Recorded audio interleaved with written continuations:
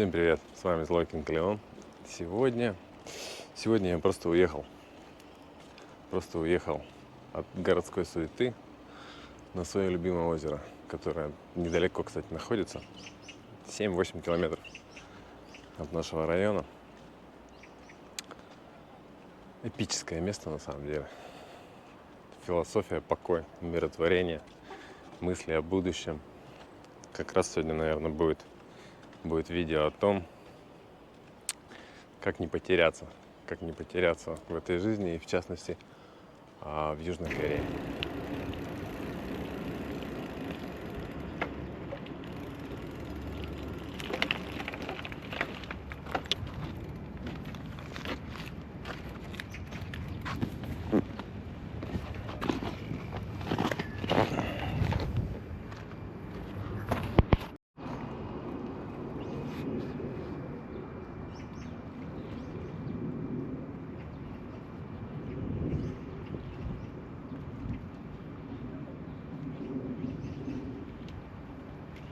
Поговорим сегодня о том, как я в свое время тоже потерялся.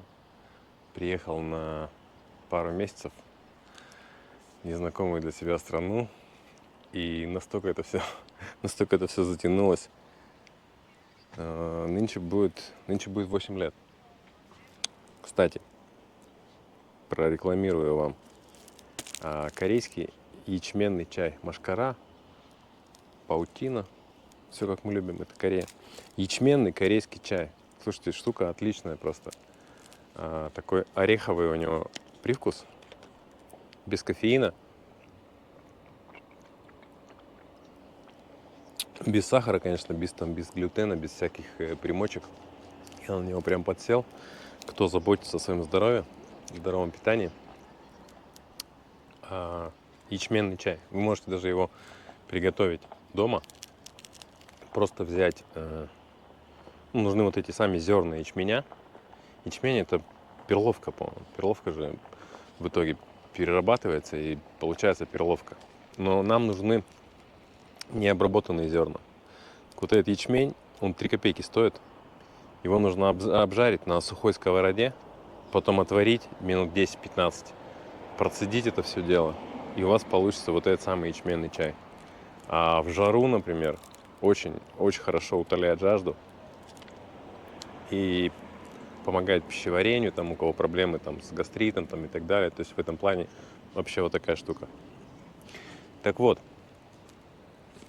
как человек теряется в Корее? Ты приезжаешь в чужую страну. Поначалу, да, конечно, тебе тяжело.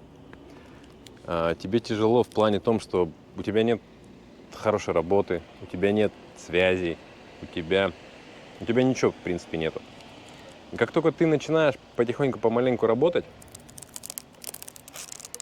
во-первых, ты видишь и ощущаешь, так сказать, на себе деньги, которые ты получаешь за эту работу, да, которые ты не получал в своей стране. Я сейчас говорю про страны СНГ.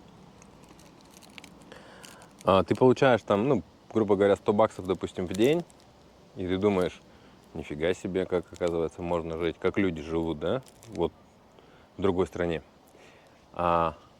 Ты тратишь эти деньги, конечно. Тратишь, я бы даже сказал, все больше и больше. Чем больше ты зарабатываешь, тем больше ты тратишь.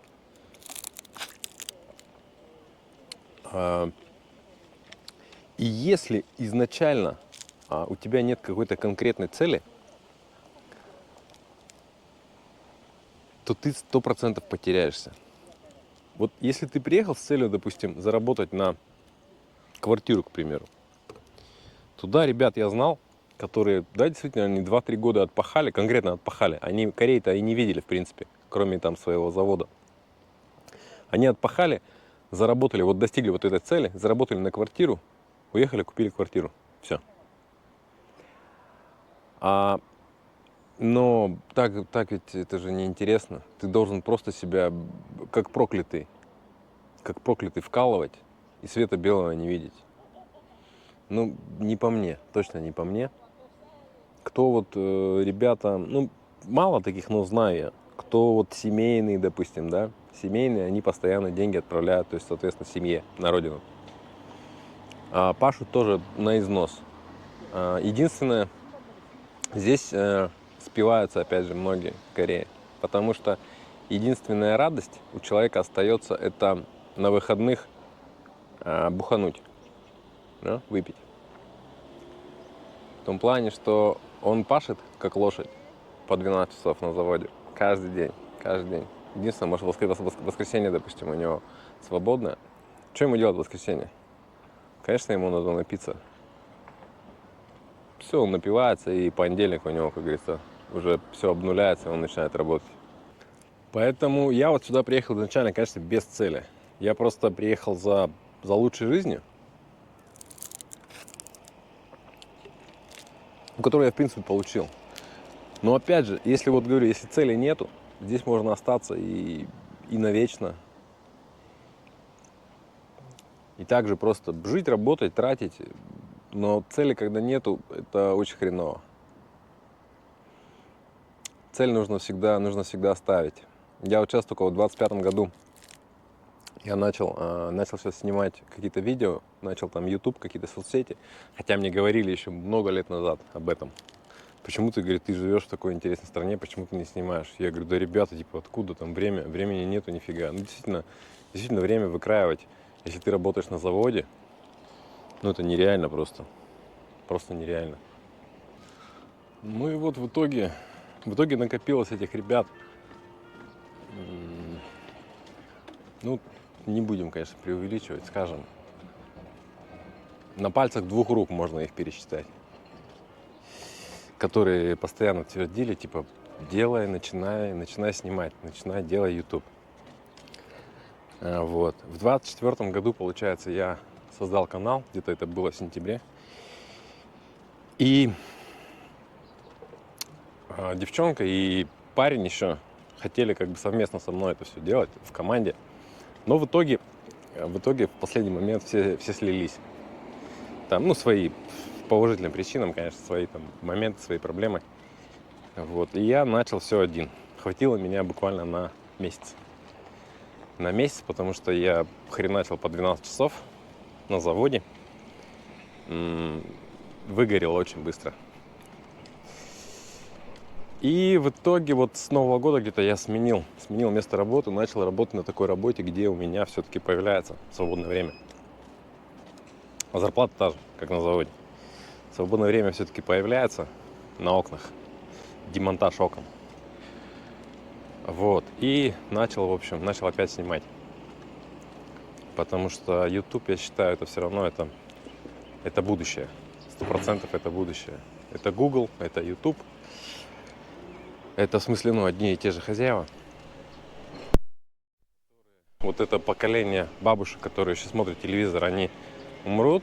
И все, я думаю, телевизор вообще никто не будет смотреть. Зачем он? Будет, ну, подключена будет, соответственно, там Smart TV, сразу YouTube и все. В Россию YouTube, я уверен, что все равно все поменяется. Мы сейчас политику не будем задевать. Все равно все поменяется, все равно все вернется. А я не верю ни в какие вот эти российские там платформы, типа, ну, не будем даже перечислять их. Поэтому ютубом, конечно, нужно заниматься. Раньше я думал, что блогеры — это вот люди, которые ничего не делают и получают деньги. Думаю, да как так-то? Но когда я столкнулся со всем этим делом, ты, получается, и сценарист, и режиссер, и актер, и монтажер, и еще там всякие разные делец. Мама дорогая, это сколько времени на это на все уходит. Я понял, что это реально работа. Это реально работа, причем даже посложнее, чем на заводе. Поглядим, к чему как бы это все придет. Так маленько с вами мыслями поделиться сегодня захотел. Уже, как говорится, уже там плюс 3 подписчика у меня уже набралось. Это хорошо. Возвращаемся в Корею. Что значит, что еще раз охота сказать? Если вы не хотите потеряться здесь, если вы не хотите остаться здесь жить надолго, у вас должна быть обязательно какая-то цель. Ну, в финансовом плане, конечно. Вы должны на что-то заработать, осуществить эту цель, соответственно, и уехать, двигаться дальше. Самая проблема в том, что ты останавливаешься в развитии. Когда ты теряешься, когда у тебя нет цели, ты деградируешь. Ты просто плывешь, да, как цветок в проруби. Нет цели, остановка развития твоего. Обязательно должна быть цель. Не теряйте ее.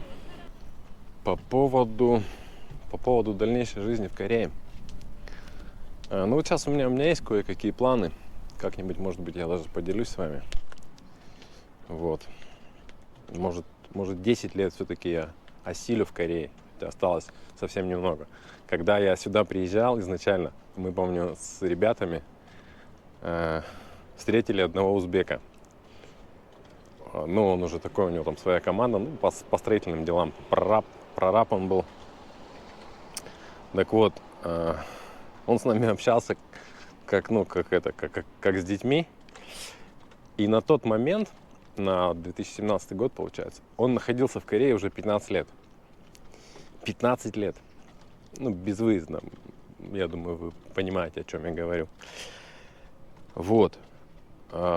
И мы настолько было это дико, настолько это шок был. Как вообще, как можно в чужой стране столько времени находиться, типа, ну, нереально. Вот, ну, годы вот идут, там год, там два, а с каждым годом ты становишься старше, и время течет все быстрее. И вот сейчас уже 7,5 лет, уже нынче вот будет 8, и я все вспоминаю того узбека.